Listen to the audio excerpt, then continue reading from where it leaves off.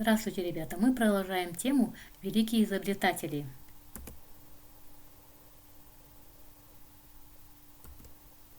Раздел «Человек и мир техники». Тема «Великие изобретатели».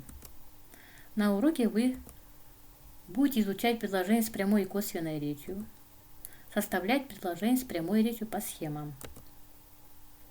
Гений – это 1% вдохновения и 99% пота, говорил Томас Эдисон.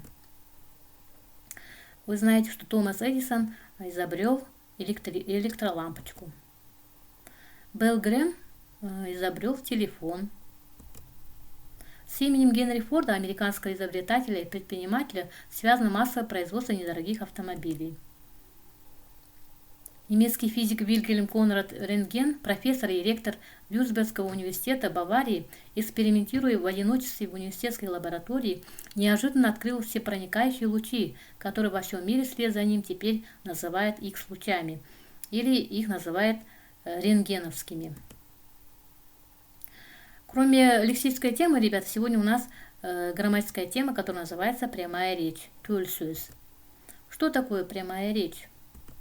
Прямая речь – это слова какого-либо лица, передаваемые от его имени, без изменений. Из каких частей состоит предложение с прямой речью? Предложение с прямой речью состоит из прямой речи и слов автора. Как пишется прямая речь? Прямая речь пишется всегда в кавычках с большой буквы. Где может стоять предложение «прямая речь» слова автора? Прямая речь может стоять впереди слов автора или после слов автора. Например, Томас Эдисон писал: «Важнейшая задача цивилизации – научить человека мыслить». Здесь, ребята, Томас Эдисон писал, это как раз будут слова автора. Мы его обозначаем с большой буквы, ставим двоеточие, и дальше идет прямая речь. Важнейшая задача цивилизации – научить человека мыслить. Мы его обозначаем буквой «П». Косвенная речь – «Тулюсюс». В этих предложениях чужая речь передается недословно. Слова автора всегда стоят косвенной речью. Например, Томас Эдисон писал, что важнейшая задача цивилизации – научить человека мыслить. Здесь, ребята, вам видно, что это предложение похоже на сложно подчиненное предложение с придаточным изъяснительным.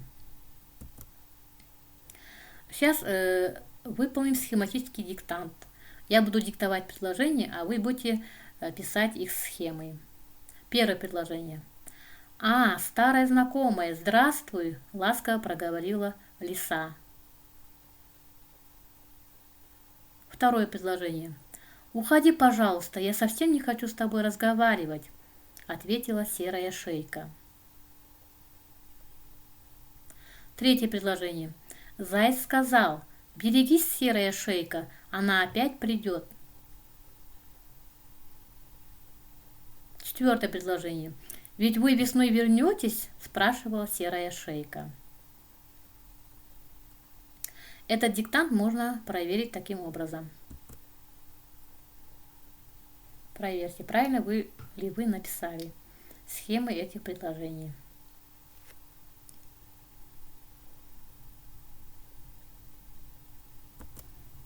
И в конце вам такое задание.